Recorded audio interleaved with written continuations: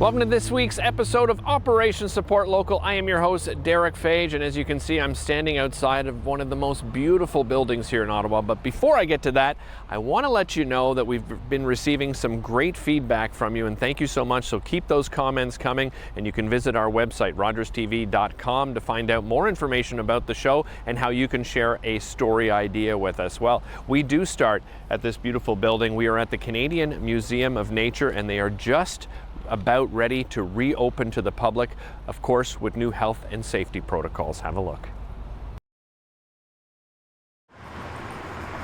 We had to kind of reimagine ourselves for our visitors to become a safe and also a happy space going forward. So what does that mean in terms of visitor flow? What does it mean in terms of social distancing? What did we have to close down? What could we keep open? And all of that happened over Teams or Zoom calls amongst the staff, trying to work things out, downloading floor plans, working out the pinch points in the museum and what we could do. At the same time, when we thought we were going to open, we thought we were going to be opening a new exhibition in about 2 months. So we were in the last kind of 3 months hectic activity towards getting that exhibition built and done, the final design, etc. And all of that had to stop, and we had to learn how to design an exhibition online. So that was really an interesting experience, and the team has done a fantastic job actually in both working as a team here, but we have suppliers in Montreal, across Canada, and even internationally we needed to work with. We had to kind of reimagine the visitor experience. You know, normally it's a kind of a bit of a free-for-all. People come through the front door, they charge off in whatever direction they want to do. But we can no longer do that. We wanted to make sure that our visitors felt safe, they could socially distance. So the first thing is we are controlling capacity to the museum. So we're only letting 250 people into the museum at any one time.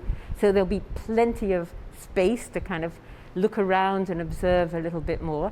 You will need to buy your ticket online, and it's a time ticket of 25 people every 15 minutes. The biggest change you will have when you first come into the museum is you don't come through the museum doors. You actually come to our new welcome tent, which is right outside the museum, and that's where your online ticket will be scanned, and you will be kind of given information about your visit to go through. And that way we don't have, you know, we are a historic building with not a lot of space, and that enables us to actually let people flow through safely into the building. So we have very clear messaging that we'll have all over the museum. We have an animation that people can see on site about the rules and regulations. We also have directional arrows all over the floor, and of course we have used our wonderful Martin the Moose icon to show people that they should social distance because, you know, the size of his antlers here are 2 meters apart. So we're just letting people know that. So he's come into play too. So we want to have a little bit of fun with it as well as getting people to do this directional flow around the museum. The other really important thing that people might find a little different is that we've actually told people, we're asking people to go up one side of the museum and down the other. So you're kind of going up one elevator all the way to the 4th floor, then you cross over and you come down the other side. At the bottom, to help you kind of cross over the atrium, we have what we are kind of calling internally traffic circle, which you will then walk around so that you can keep the flow going. And that has a big convex mirror on it because it reflects all of the atrium as well. And that's a fantastic view now as we no longer have the desk. So it's going to be a different experience, but I think it's going to be an experience which people will discover things that they haven't seen before because it's a slower pace and they have more time to kind of look at some of the fabulous specimens that we actually have here at the museum. All the galleries are open, but some of the high touch points within the galleries we have closed. For example, our bird hospital or our bird clinic has been plexiglassed and shut off.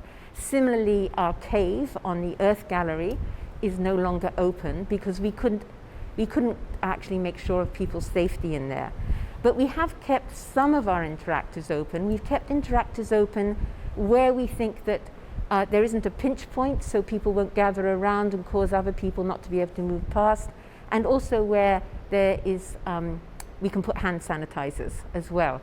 So it's not all just going to be stop and stare. There will still be some interactivity.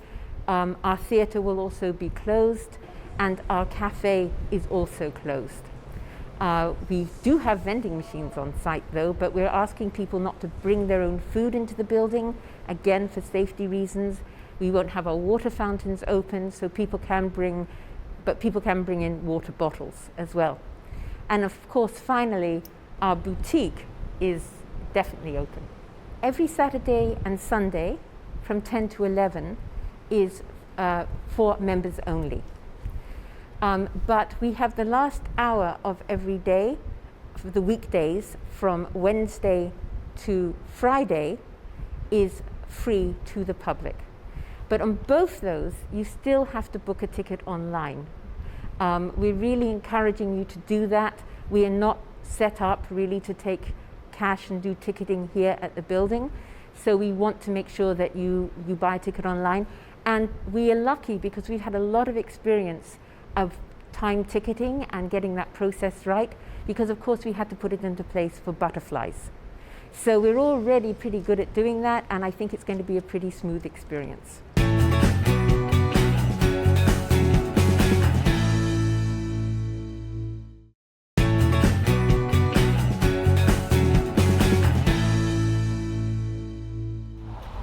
Well, we're going to head back into the Canadian Museum of Nature in just a few minutes, but next up we're heading to the Parkdale United Church, and Julie Buin had a chance to catch up with Reverend Dr. Anthony Bailey.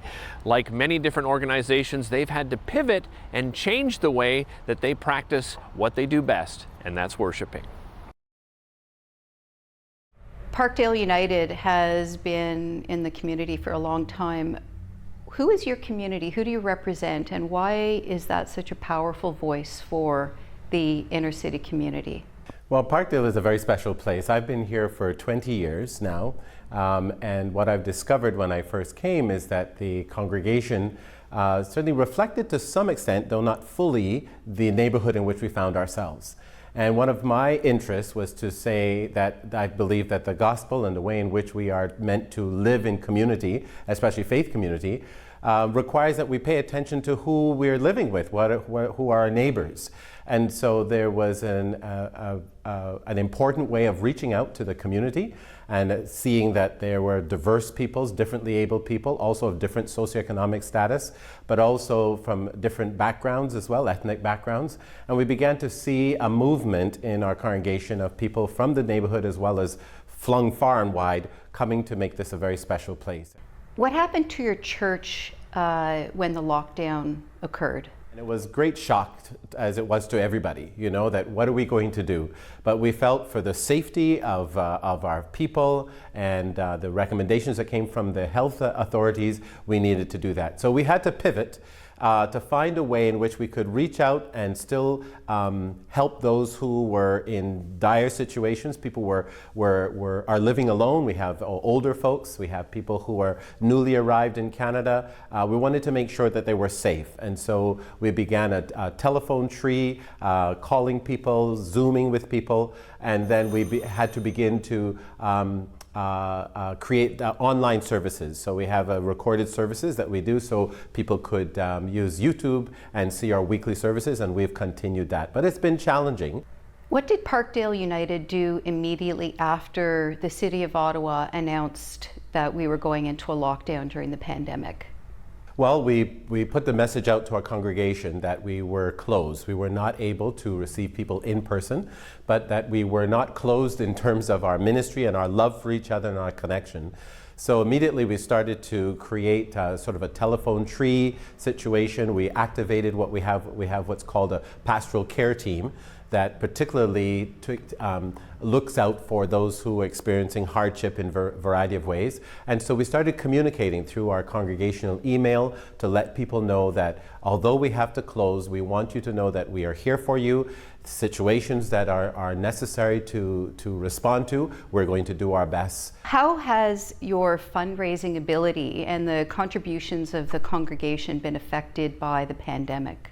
I have to say I'm so pleased and heartened by the fact that people have not only kept up their contributions, but also have increased. And more than that, because our services now are being watched not only by our congregation, you know, when it goes out on YouTube, anybody can see it. So we're getting people from across Canada, the United States, some Caribbean islands, 3 African countries, people who are sending messages saying thank you for this service, and some of them are making contributions also to our ministry, even though they don't belong to our congregation. So actually we have been fairly well served by those who have continued to be generous, recognizing that we have a commitment that we make. So one of the interesting things, for instance, there was an appeal that went out, you may have remembered, that from Ottawa City, Inner City Health, and for gowns and PPE, that sort of thing. And so I put the word out to our congregation, and you would be amazed at what happened.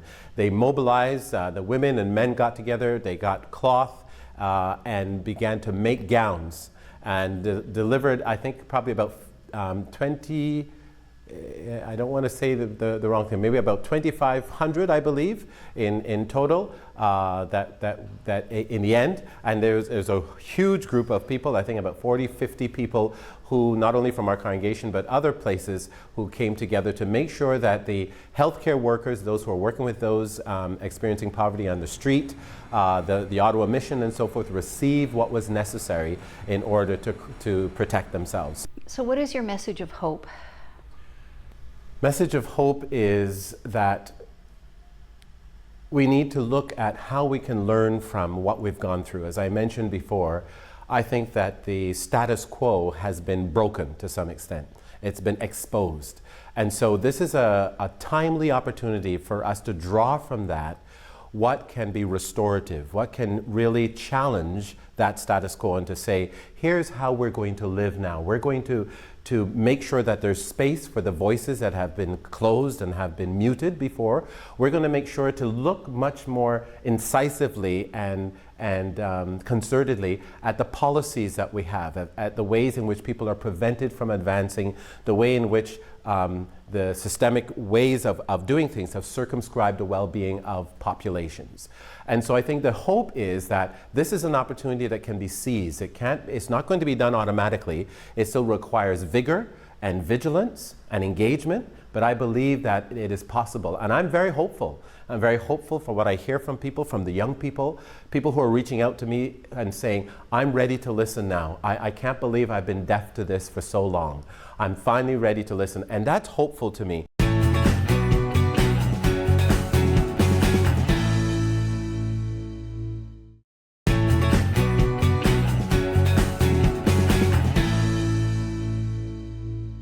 Well, back in May, the owner of PranaShanti had a difficult decision to make.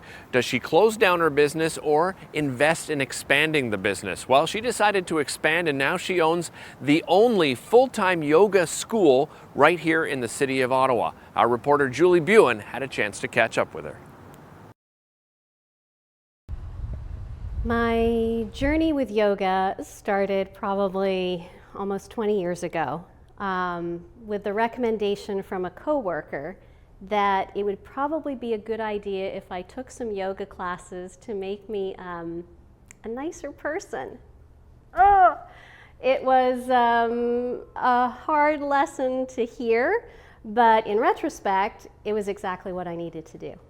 I lived the life of a cubicle office worker with multiple screens and spending a lot of time on a keyboard, and just really making myself slowly unhappy by the fact that I wasn't really looking after myself very well. And I wasn't really taking good care of my health. I was slowly making myself an unhappy person. In the early part of the pandemic, you faced a really big choice as a business person. Can you tell us what that was? So, like many businesses, in March we were mandated to close, and as hard as that was, especially being a people-oriented business, I had to think very quickly about what we were going to do to keep our business going. And after I kind of pulled myself off my couch for about 12 hours having a deep think, I realized what we got to do is we've got to go online. We have to get online as quickly as possible. So right away put the classes online, and then put the trainings online as well, put the whole education piece online. So we were faced with this crossroads of what to do. Traditionally yoga classes are done in a yoga studio where everybody comes together, we experience a community experience together, and we chant, we do yoga postures, we meditate. But how are we going to do that online now? How do we make that transition? So as the months and weeks ticked by, I started to realize from our customers, from our students, that they want to stay together. They want to stay in a community vibration that is uplifting, and we certainly needed upliftment during the pandemic, particularly in the beginning. So how are we going to do that? And so the crossroads became, how do we maintain this and how do we keep this going? Because the traditional in-person classroom setup studio is not going to work anymore for quite a long time. So the expansion that you have undergone has really changed your online presence. What does that look like now? With the results of the pandemic, we knew we had to keep going in an online way. We had been doing some online work before, but now we knew we had to really expand. So we have the yoga practice workshop side of things, and then we've got the teacher training education side of things.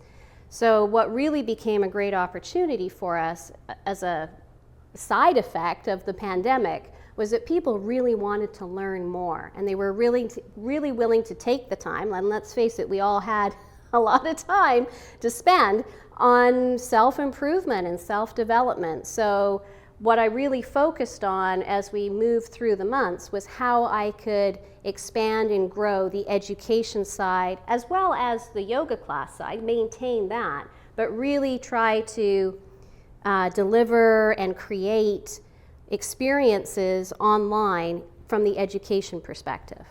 As the pandemic progressed, we ended up picking up people that wanted to join courses and trainings from all over the world. It was actually quite surprising and startling to me in some ways, because I thought, oh, it'll be nice, people from, an hour away or whatever that couldn't come in for a training can now join us online. But then I started to find out, we had people from Egypt joining us online, from Iceland, from France, from Germany, from all across the United States, from the Caribbean, from Bali. And I'm like, okay, this is really pretty amazing that somebody's actually willing to stay up really late or get up really early in the morning because they really want to take this course with us. So I knew we were on to something pretty special. Everybody connects in via Zoom, and we've got our setup with a big screen TV for the teacher or the presenter to be able to see all the participants in the course, with a webcam and microphones, and it's actually really become quite a production. And I never thought, 6 months ago that we would be really creating a sound studio, essentially, is what we ended up doing. And I did a lot of Google and a lot of talking to different high-tech people to find out, okay, what do you do to create the best quality sound, the best quality visual that you can run in sort of this webinar online class kind of format. And I would really love to see us, continue our reach, not just local, but expand national, expand internationally. I know because we've had people coming in from all over the world. So, and possibly there's the opportunity to franchise as well, and that people can then have the PranaShanti experience in different parts of this country or other countries. Through all of this turmoil, what would you say has been the most important lesson that you've taken away? There are a lot of lessons out of all of this turmoil. Some of my main lessons have been, one that I constantly say in teacher training programs is to trust the process, and trusting myself, trusting that I've put enough work in for the results to actually come. I've also found out that adaptability is completely necessary, but there's also a skill with adaptability. It's a skill set of its own. And complacency, where we were 6-8 months ago, we were complacent. And we've always got to be reinventing, finding, evolving, changing, and trusting the process. I am fully optimistic. I couldn't have dreamed that this was going to be as exciting as it is now 8 months ago. And now it's like, okay, well, we had to do it. It had to happen. So I'm like totally, fully optimistic. This is great.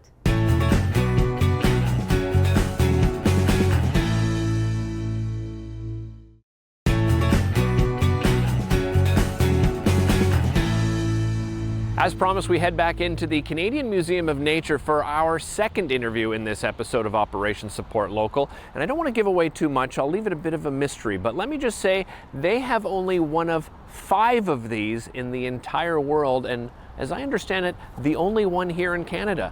Let's head inside. We're really excited. This is our fabulous new art installation called Gaia by the artist Luc Jerome. And he also did our moon installation that many people have come to see, which is currently in our lantern and still is in our lantern. The inspiration behind this piece is actually what's called the oversight view of the Earth, which is when astronauts go around the Earth and they look back at it and they see it for the first time kind of holistically and get that really awe-inspiring understanding of the Earth. So it has the cloud cover. It's actually the view you would see if you were floating in space.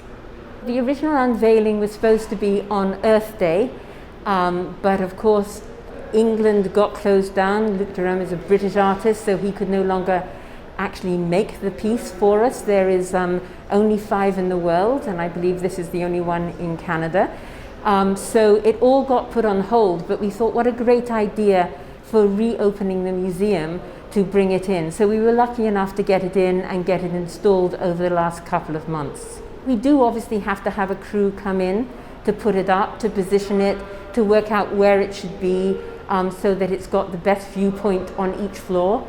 So you can see it from the top, the Arctic on the 4th floor. On the 3rd floor is Canada. So there's some cloud cover, of course, because there always is, but Canada is there, and then you would go over and you probably see Russia and aspects of that into Northern Europe. And then you can see Africa, and then you can see Antarctica from the ground floor.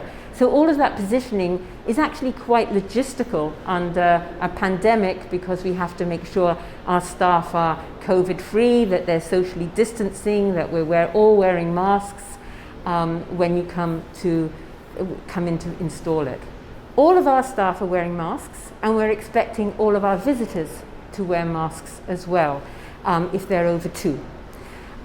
Additionally, we are talking about social distancing, so we have a 2-meter social distancing rule between bubbles of people, and our capacity is much lower. So we have a capacity for the museum overall, which is about 250 people, and each gallery also has a specific capacity. And what you'll see, which is new, is a little bit of quite neat technology which tells the visitor before they go into a gallery what the capacity of that gallery is and how many people currently in it. So, most galleries have about a capacity of maybe 50 people. It varies on the different galleries, and it will just tell you how many people, and you may need to wait, or you may decide to go to another gallery. But that's been something that we've been really pleased to put in place, and it's working really well. Well, that does it for this week's episode of Operation Support Local. Again, thank you so much for your positive feedback, and encourage you, if you have a story idea for us, visit our website at rogerstv.com. Make sure you tune in each and every Friday at 7:30 p.m. for new episodes of Operation Support Local.